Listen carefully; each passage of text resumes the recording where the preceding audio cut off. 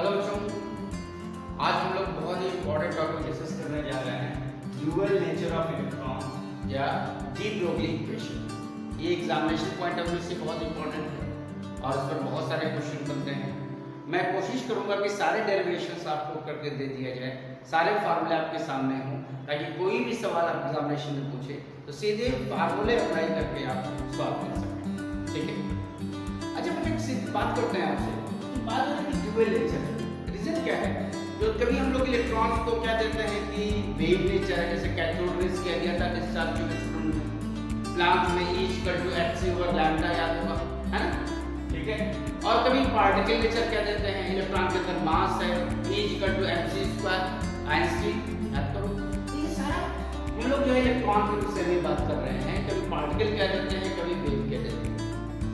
ठीक है, तो एक ऐसा जरूरत महसूस नहीं हो रही कि इक्वेशन ऐसा हो ताकि जो दोनों नेचर को एक्सप्लेन करें, हम अलग अलग क्यों डिस्कस करें उसको। एक जनरल इक्वेशन होना चाहिए जो कि दोनों को, ड्यूअल नेचर को यानी particle nature as well as wave nature दोनों को एक्सप्लेन करें। जैसे आप एग्जांपल ले लो कि आपके क्लास में कोई रमेश नाम का लड़का है, वो पढ़ाई में भी बहुत अच्छा है, बहुत अच्छा पोजीशन लाता है और स्पोर्ट्स में भी अच्छा है, बहुत अच्छा जो है मेडल लाता है और स्कूल का नाम रोशन करता है। तो बात किसकी हो रही है? रमेश की है ना। तो एनर्जी तो रमेश की पढ़ाई में लग रही है, वही एनर्जी स्पोर्ट्स में लग रही है। ठीक है, तो क्या एनर्जी के रिस्पेक्ट में इक्वेट नहीं कर सकते? कर सकते हैं ना, क्योंकि रमेश की ही एनर्जी पढ़ाई में लग रही है, रमेश की एनर्जी स्पोर्ट्स में लग रही है, इक्वेट कर सकते हैं, कंपेयर कर सकते हैं। ठीक उसी तरीके से इलेक्ट्रॉन्स को भी हम एनर्जी के रिस्पेक्ट में, कभी वेव है और कभी पार्टिकल है, लेकिन एनर्जी इलेक्ट्रॉन पर चार्ज है 1.602 × 10⁻⁻⁹ कूलम। ठीक है, और उसको एनर्जी की बात करेंगे तो 1.602 × 10⁻⁻⁹ जूल एनर्जी। क्लियर है? तो वो एनर्जी तो है, उसके रिस्पेक्ट में हम इक्वेट कर सकते हैं बच्चों। ठीक है, तो चलिए हम लोग वैसे ही करके देखते हैं। जैसे सबसे पहले अगर हम बात करें कि अगर इलेक्ट्रॉन वेव है तो अकॉर्डिंग टू प्लांक्स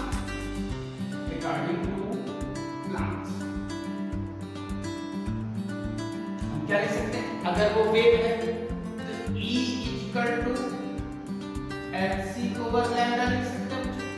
ठीक है, E = hc, ये इक्वेशन नंबर 1। ठीक है, और अगर वो पार्टिकल है according to Einstein E = mc² लिख सकते हैं ना बच्चों। ठीक है, लेकिन बात किसकी हो रही है? इलेक्ट्रॉन की ही हो रही है, तो दोनों की एनर्जी सेम होनी चाहिए, तो हम इक्वेट कर सकते हैं according to डी ब्रोगली ने यही काम किया, इक्वेट कर दिया तो इक्वेशन को। तो हम लिख सकते हैं बच्चों hc/λ = mc² लिख सकते हैं, या लैम्डा इधर लिखेगा, लैम्डा क्या होगा hc/mc²। तो c से c क्या हो जाएगा? कैंसिल, यानी h/m। ठीक है, हो जाएगा। लैम्डा क्या है? वेव नेचर एक्सप्लेन करना है, वेव नेचर क्या है, और ये m क्या है? मास ऑफ इलेक्ट्रॉन है। ठीक है, पार्टिकल नेचर को एक्सप्लेन कर रहा है। तो ये जनरल इक्वेशन आ गया बच्चों, क्या लैम्डा = h/m। लेकिन जरा सोचो, यहाँ पर जो c है वो क्या है? वेलोसिटी ऑफ लाइट, आप सभी को मालूम है। ठीक है, तो क्या इलेक्ट्रॉन की वेलोसिटी हमेशा लाइट के बराबर होती है हमेशा? नहीं ना। क्लियर है? आपको ये बात मालूम है, आपने रेस्ट मास पढ़ा हुआ है, फार्मूला याद करो कि मास = m rest mass upon 1 - v² upon c² power 1/2। याद करो, पढ़ा है कि नहीं? स्टार्टिंग में इंट्रोडक्शन में टीचर ने पढ़ाया होगा आपको। तो अगर हम यहाँ पर जो है c² है, ये v² है, वेलोसिटी अगर हम c के बराबर कर दें, ये 1 - 1 - 0 हो जाएगा, तो m0/0 क्या हो जाएगा? इनफाइनाइट आ जाएगा ना। तो मास क्या हो जाएगा? इनफाइनाइट। सारा मास एनर्जी में पहुंच जाता है।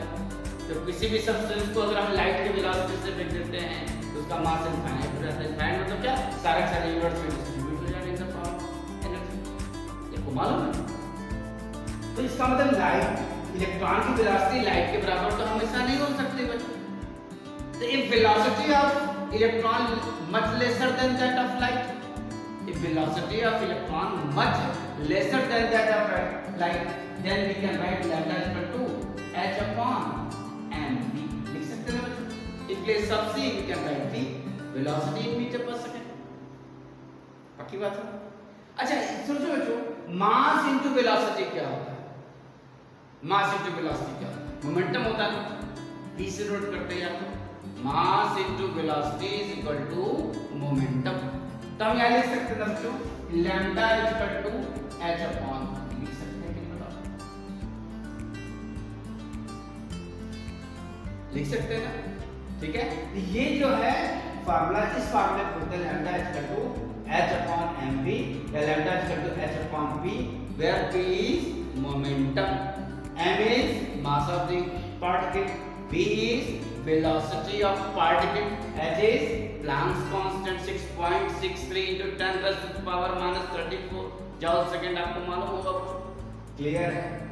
तो ये जनरल फार्मूला आपके सामने आ गया, जो कि पार्टिकल नेचर को भी एक्सप्लेन कर रहा है, मास है, और वेव नेचर को भी एक्सप्लेन कर रहा है। और इस इक्वेशन को क्या बोलते हैं? De Broglie equation.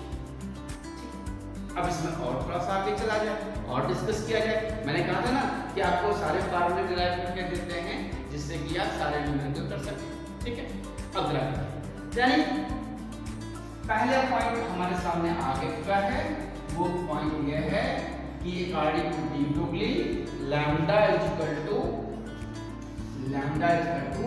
h upon mv और h अपॉन ये आ चुका है। अच्छा बच्चों ये देखो, समझो, आपको अच्छी तरीके से मालूम है काइनेटिक एनर्जी क्या था, half mv square equal to kinetic energy मालूम। अब सोचो जरा, दोनों साइड में 2 से मल्टीप्लाई करें, तो 2 से मल्टीप्लाई करें तो 2 से क्या हो जाएगा, कैंसिल हो जाएगा, यानी mv square equal to kinetic energy आ जाएगा, ठीक है। अब अगर हम इसको m से मल्टीप्लाई करते हैं, यहाँ भी और यहाँ से भी m से मल्टीप्लाई करते हैं, ये आ जाएगा, क्या आ जाएगा बच्चों, यहाँ पे आ जाएगा m square v square equal to 2m kinetic energy आ जाएगा, ठीक है। अब यहाँ mv है ना, तो हम इसको अंडर रूट ले लेते हैं, mv में आ जाएगा, तो mv इक्वल टू हो जाएगा अंडर रूट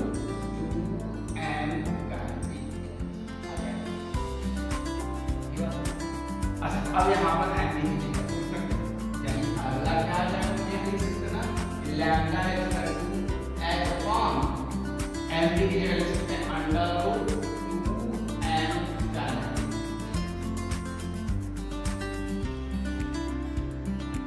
अब क्या फार्मूला, ये रिलेशन क्या हुआ, यहाँ पर क्या है, वेलोसिटी दिया गया है तो वेवलेंथ दिया गया है तो वेलोसिटी, ठीक है। यहाँ पर काइनेटिक एनर्जी दिया गया है तो वेवलेंथ दिया गया है तो काइनेटिक एनर्जी किसी भी पार्टिकल से निकाल सकते हैं, m is mass of the particle, ठीक है बच्चों। अच्छा एक बात और आपको मालूम होगा कि आपको half mv square equal to stopping potential Einstein photoelectric effect में पढ़ा ना, half mv square equal to ev stopping potential. तो हम इसको भी चेंज कर सकते हैं, कैसे, हम 2 से मल्टीप्लाई करते हैं और m से मल्टीप्लाई करते हैं, इसमें हाफ mv स्क्वायर, यहाँ पर तो हो जाएगा 2mv, यानी mv इक्वल टू, इसी तरीके से ये क्या हो जाएगा, तो कैंसिल हो जाएगा, m square v square equal to 2mv भी आ गया, ठीक है। और अंडर रूट ले लें, m इक्वल टू अंडर रूट m, अब यहाँ क्या है, mass of the particle, e क्या है, चार्ज ऑन पार्टिकल, ठीक है। मास ऑफ द इलेक्ट्रॉन है तो क्या होगा, charge 1.602 into 10 raised to the power minus 19 coulomb. v is what, potential difference applied. ऐसा तो कोई न्यूमेरिकल आता है ना, जैसे एक 2 इलेक्ट्रिकल प्लेट है इस तरीके से, इसमें मान लेते हैं कि v वोल्ट का पोटेंशियल डिफरेंस है, इसके बीच में इलेक्ट्रॉन डाल दिया गया, तो उसकी जो है वेवलेंथ क्या होगा, किस स्पीड से मूव करेगा इस पोटेंशियल डिफरेंस में। ऐसे बहुत सारे न्यूमेरिकल आते हैं। तो यहाँ पर v दिया गया होगा, चार्ज ऑन इलेक्ट्रॉन तो मालूम ही है, मास ऑफ इलेक्ट्रॉन मालूम ही है, h की वैल्यू आपको मालूम है, तो इसको पुट कर सकते हैं। तो कैसे आ जाएगा, यहाँ पर पुट कर दीजिए उसमें, देखो तो आ जाएगा बच्चे lambda equal to h upon under root 2m e, एक फार्मूला और आ, क्लियर है। ये फार्मूला कैसे हो जाएगा, वेलोसिटी दिया गया, पोटेंशियल डिफरेंस दिया गया होगा, वेवलेंथ आ जाएगा, वेवलेंथ दिया गया तो पोटेंशियल डिफरेंस अप्लाइड आ जाएगा इलेक्ट्रिकल प्लेट। ठीक है, अब यहाँ पर देखो आपके सामने वेलोसिटी दिया गया है, काइनेटिक एनर्जी दिया गया है, पोटेंशियल डिफरेंस दिया गया है, तो आप सारे न्यूमेरिकल बड़े आसानी से निकाल सकते हैं। क्लियर। लेकिन एक पॉइंट और हम लोग डिस्कस करें, जैसे मैंने बात किया था कि मास पार्टिकल, क्या जिस तरह से इलेक्ट्रॉन के लिए वैलिड है, प्रोटॉन के लिए वैलिड है, या स्मॉल पार्टिकल के लिए वैलिड है, यानी सिग्निफिकेंस है ये कह सकते हैं, तो क्या हैवियर के लिए भी सिग्निफिकेंस है, क्या हम वेवलेंथ कैलकुलेट कर सकते हैं, इसको चेक किया जा सकता है। ठीक है, तो पहली बात हम लोग फार्मूला एक बार याद कर लीजिए, जैसे पहला फार्मूला, ये दूसरा फार्मूला और ये तीसरा फार्मूला, ये अच्छी तरीके से आपको आना चाहिए। जनरली इन तीनों पर बेस्ड न्यूमेरिकल आते हैं। और स्मार्ट बच्चे क्या करते हैं, देखो बच्चे जनरली इलेक्ट्रॉन के लिए क्वेश्चन आता है, किसी भी पार्टिकल के लिए एप्लीकेबल है, एग्जामिनर दे सकता है, लेकिन स्मार्ट बच्चे क्या करते हैं, तो उनको h की वैल्यू मालूम है पहले से 6.63 × 10⁻²2 joule second, mass of electron मालूम है 9.1 × 10⁻31 kg, ऐसा ही रखना है तो kg रखना पड़ेगा। ठीक है, तो ये क्या करते हैं बच्चे, h/√2m की वैल्यू पहले ही सॉल्व कर देते हैं, सॉल्व करके रख लेते हैं, यहाँ रख लेते हैं लैम्डा, यहाँ रख लेते हैं अंडर रूट काइनेटिक एनर्जी, बस तो काइनेटिक एनर्जी दिया जाएगा, और ये वैल्यू सॉल्व करके पहले लग गया है, काइनेटिक एनर्जी दिया जाएगा लैम्डा आसानी से। ठीक उसी तरीके से यहाँ पर भी m मालूम है, चार्ज ऑन इलेक्ट्रॉन मालूम है, ठीक है, तो h/√2m e की वैल्यू सॉल्व कर लेते हैं पहले, और अंडर रूट v को छोड़ देते हैं, तो लैम्डा दिया जाए तो v आ जाएगा, v दिया जाए तो लैम्डा आ जाएगा। लेंथी कैलकुलेशन नहीं होगा, टाइम सेव हो जाएगा, पहले सॉल्व कर देते हैं। क्लियर है? चलिए एक एग्जांपल देखते हैं, सिग्निफिकेंस की बात करते हैं। ठीक है, जैसे मैं कहूं कि a ball of 150 gram, ball of 150 gram travel with velocity 25 metre पर सेकंड, कैलकुलेट इट्स वेवलेंथ, ऐसा क्वेश्चन है। ठीक है, बॉल कितना है, 150 ग्राम का है, और 25 मीटर पर सेकंड की वेलोसिटी से ट्रैवल कर रहा है। किसी बॉलर ने बॉल किया तो इस स्पीड से मान लेते हैं चल रहा है, तो उसका वेवलेंथ निकालते हैं और देखते हैं कि क्या सिग्निफिकेंस है, क्या इंस्ट्रूमेंट आसानी से कैलकुलेट कर सकता है, उसको चेक कर लेते हैं। तो यहाँ पर क्या होगा, लैम्डा टू कैलकुलेट वेवलेंथ पूछा जाएगा, लैम्डा h 6.63 × 10⁻⁻30। ठीक है, m क्या है, यहाँ पर 150 ग्राम है, अब हमें यहाँ ऐसा ही जूल सेकंड है ना, ठीक है, तो हमें यहाँ पर kg रखना पड़ेगा, यानी 0.150 kg हो जाएगा, 150 डिवाइडेड बाय 1000 कर लेंगे। ठीक है, यहाँ पर वेलोसिटी जो है 25 दिया गया है। ठीक है, अब इसको हम लोग सॉल्व, लेकिन सॉल्व करने से पहले आपको यहाँ सीधे बता दूं, ये जो सॉल्विंग करेंगे आप यहाँ पर, ठीक है, तो ये वैल्यू जो आंसर आएगा वो 10⁻⁻, इसकी सॉल्व करने से मान लीजिए वैल्यू x आ गई इनटू 10⁻⁻34 मीटर रेंज है। अगर सोचो कि वेवलेंथ 10⁻⁻34 कितना स्मॉल वेवलेंथ है, क्या कोई इंस्ट्रूमेंट आसानी से इसको डिटेक्ट कर सकता है? 10⁻⁻34, ये आंसर उसी दिन जाएगा। इसीलिए कहा जाता है कि हाँ, लेकिन अगर वही मास यहाँ पर इलेक्ट्रॉन के लिए बात करते हैं, लैम्डा 6.63 10⁻²। ठीक है, यहाँ पे जब कहाँ होगा तो 9.1 × 10⁻²। क्लियर है। और उसकी वेलोसिटी जो भी होगी या जो भी वेलोसिटी होगी तो अंडर स्टूडेंट ये -31 ऊपर जाना तो प्लस होता तो -34 और +31 क्या होता है -3%। क्लियर है। तो इसको कोई भी इंस्ट्रूमेंट आसानी से डिटेक्ट कर सकता है। ये लार्ज वैल्यू है और ये वैल्यू क्या है बहुत स्मॉल वैल्यू है। क्लियर है। मान लेते हैं कि अगर इलेक्ट्रॉन है इसका मास 9.1 × 10⁻31 है, वेलोसिटी मान लेते हैं कि वो जेट स्पीड 10⁻⁴ मीटर पर सेकंड से चल रहा है। क्लियर है। अब इस चीज को सॉल्व कर लेंगे तो ऐसी वैल्यू आएगी जो कि आसानी से डिटेक्ट किया जा सकता है या कोई भी इंस्ट्रूमेंट मेजर कर सकता है। तो इलेक्ट्रॉन, प्रोटॉन या स्मॉलर पार्टिकल के लिए सिग्निफिकेंस है, लेकिन बहुत हैवी पार्टिकल आ गया उसके लिए कोई सिग्निफिकेंस नहीं है बच्चों, क्योंकि लैम्डा की वैल्यू बहुत स्मॉल है। ये पूछा जाता है कि significance of de Broglie equation. Clear है बच्चों, इतनी बात समझ में आ गई। अच्छा, अब डी ब्रोगली इक्वेशन में एक बड़ा इंटरेस्टिंग पॉइंट मैं आपको डिस्कस करता हूं, quantization of energy. Energy level fix है, याद करो रदरफोर्ड ने जो है एक्सप्लेन नहीं कर पाए थे फिक्स एनर्जी लेवल कॉन्सेप्ट को। ठीक है, उसके बाद बोहर्स ने और डी ब्रोगली ने इसको प्रूव किया था। तो क्वांटाइजेशन की हम लोग बात करते हैं, क्वांटाइजेशन ऑफ एनर्जी। बहुत ध्यान से जरा सुनिए। ठीक है, क्वांटाइजेशन ऑफ एनर्जी।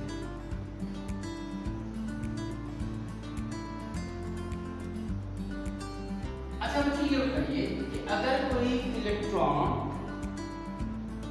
जैसे ये मान लेते हैं न्यूक्लियस है और ये एनर्जी लेवल है, ठीक। तो कोई भी इलेक्ट्रॉन अगर फिक्स एनर्जी लेवल पर मूव करेगा इस तरह से, अब आपने पढ़ा होगा कि इलेक्ट्रॉन किस फॉर्म में ट्रैवल करता है, in the form of wave travel करता है।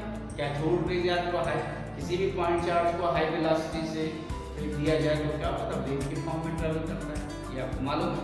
ठीक है, तो यहाँ पर वेव के फॉर्म में ट्रैवल करेगा तो इसका वेव की एनर्जी फिक्स है, वेवलेंथ भी फिक्स होगा, E = hc/λ। h कांस्टेंट है, c कांस्टेंट है, तो लैम्डा तो E कांस्टेंट है, फिक्स है, तो लैम्डा भी क्या होगा फिक्स होगा। तो वेव इन द फेज होगा कि आउट ऑफ फेज होगा, सोचिए जरा सा। इन द फेज होगा ना, इन द फेज, ये wave in the phase. Out of phase क्या होता है, जैसे ये है तो ये वेव ऐसे निकल गया, ऐसे निकल गया, अलग-अलग निकल गया, ऐसा तो नहीं होगा ना। वेव क्या होगा फिक्स एनर्जी लेवल है तो वेव क्या होगा इन द फेज। सबकी बात है। अच्छा, अब सोचिए इलेक्ट्रॉन का एनर्जी फिक्स है तो वेवलेंथ भी फिक्स है। अब अगर हम सरकमफेरेंस बढ़ा दें ये तो क्या होगा, क्या होगा सरकमफेरेंस हम इस तरीके से बढ़ा दें तो वेवलेंथ तो वैसे ही है, क्या होगा नंबर ऑफ वेव्स बढ़ जाएगा इस तरीके से। क्या हो जाएगा नंबर ऑफ वेव्स बढ़ जाएगा। क्लियर है। तो जैसे जैसे सरकमफेरेंस बढ़ाते जाएंगे यानी एनर्जी लेवल बढ़ती जाएगी तो सरकमफेरेंस बढ़ता जाएगा और सरकमफेरेंस बढ़ता जाएगा तो नंबर ऑफ वेव्स भी बढ़ता जाएगा। क्लियर है, मुझे पक्की बात है ना। सरकमफेरेंस बढ़ेगा तो नंबर ऑफ वेव्स भी बढ़ेगा। क्लियर।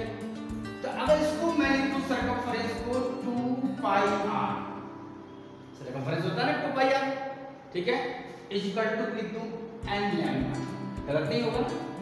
जैसे जैसे एनर्जी लेवल बढ़ता जाएगा नंबर ऑफ, जैसे जैसे सरकमफेरेंस बढ़ता जाएगा कहते हैं नंबर ऑफ लैम्डा भी बढ़ता जाएगा।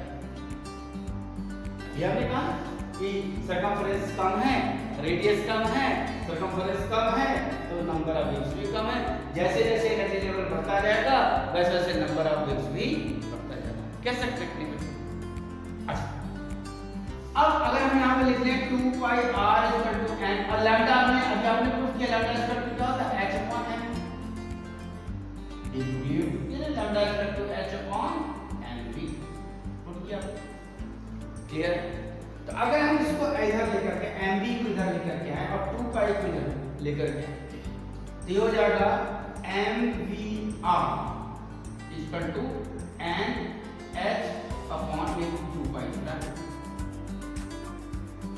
क्लियर।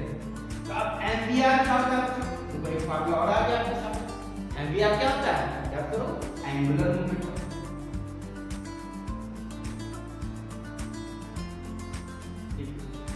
और h क्या है और 2 पाई क्या है, कांस्टेंट वैल्यू है, प्लैंक्स कांस्टेंट 2 और पाई की वैल्यू 122/7, ठीक है, ये कांस्टेंट वैल्यू।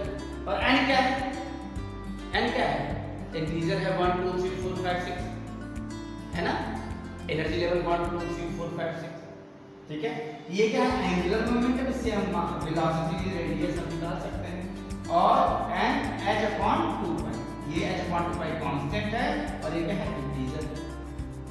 अब तो अगर सर इसका मतलब क्या निकला, तो मतलब देखो ध्यान से बस आपको क्लियर हो जाएगा क्वांटाइजेशन का कॉन्सेप्ट। देखिए अब आप समझिए इसको, तो भाई देखो एनर्जी लेवल्स तो बहुत सारे होते हैं, बहुत सारे एनर्जी लेवल्स होते हैं। अब ये एनर्जी लेवल है, मान लेते हैं 1 2 3 4 5 6 7 8। अब इसके बीच में भी तो बहुत सारे टाइप के एनर्जी लेवल्स हो सकते हैं, इनफाइनाइट नंबर ऑफ एनर्जी हो सकते हैं, ठीक है। लेकिन out of infinite number of energy levels in structure of atom, यहाँ पर हम लोग इलेक्ट्रॉन के लिए जब प्रूव कर रहे हैं, इन structure of atom only those energy levels are possible, only those energy levels are possible, and 1 2 3 4 whose angular momentum is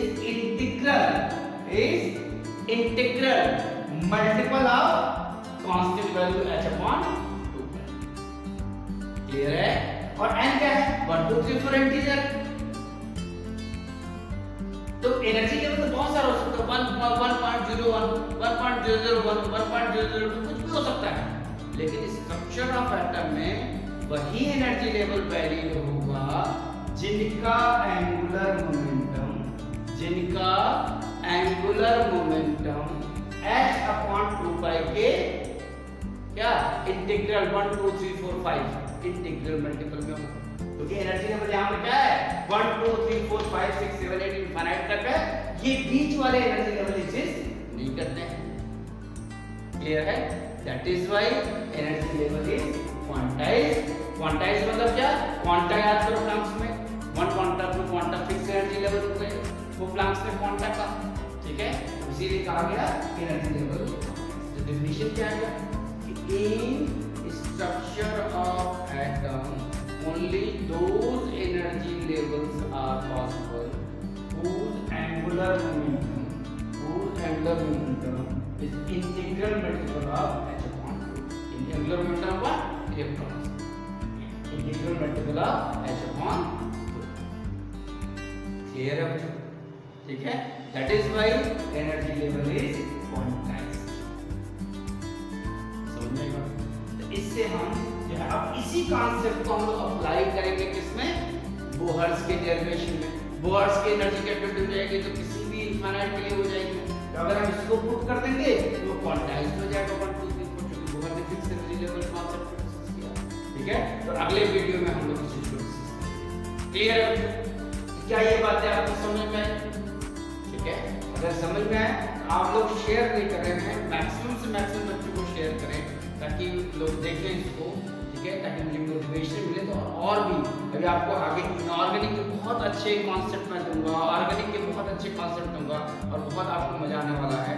conceptual inorganic chemistry और ऑर्गेनिक केमिस्ट्री करेंगे, ठीक है, ये सारे, लेकिन मुझे मोटिवेशन मिलेगा तभी, ठीक है। इसलिए आप लोग जरूर उसको शेयर करें और लाइक करें और अच्छे अच्छे कमेंट जरूर लिखें, ठीक है, क्लियर है बच्चों।